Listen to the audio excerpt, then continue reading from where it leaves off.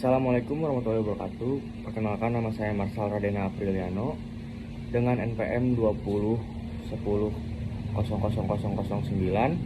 dari kelas A semester 3. Saya di sini akan membuat video untuk ujian akhir semester Hukum Dagang. Yang pertama ada jelaskan syarat mendirikan PT. Syarat untuk mendirikan PT ada dua macam, yaitu menurut Undang-Undang Nomor 40 Tahun 2007, syarat untuk mendirikan PT terdiri dari dua macam, yaitu syarat umum dan syarat formal. Nah, syarat umum yaitu seperti fotokopi kartu tanda penduduk atau KTP, pemilik saham dan pengurus dan masing-masing minimal sebanyak 2 orang.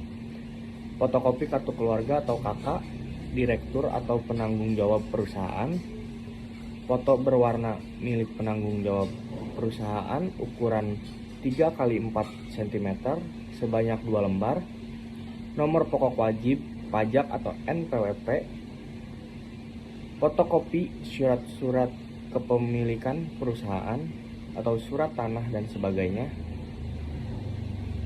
Ada fotokopi pajak bumi dan bangunan atau PBB.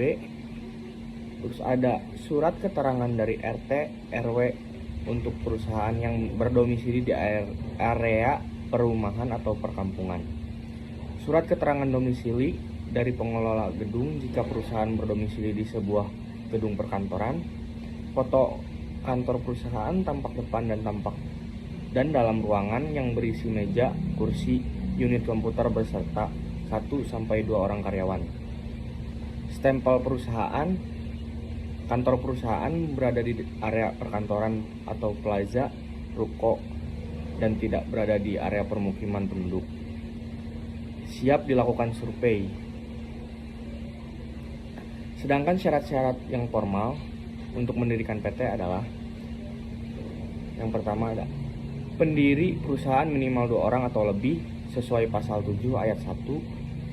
Masing-masing pendiri perusahaan harus mengambil bagian atas modal saham, kecuali dalam rangka peleburan.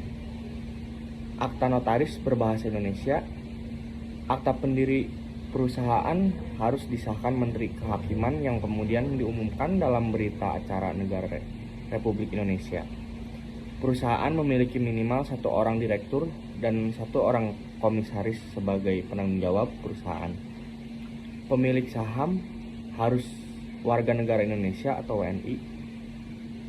Modal dasar perusahaan minimal 50 juta dengan modal disetorkan minimal 25% dari modal dasar tersebut sesuai pasal 32 dan 33. Yang nomor 2 ada jelaskan perbedaan antara PHM dan wan prestasi.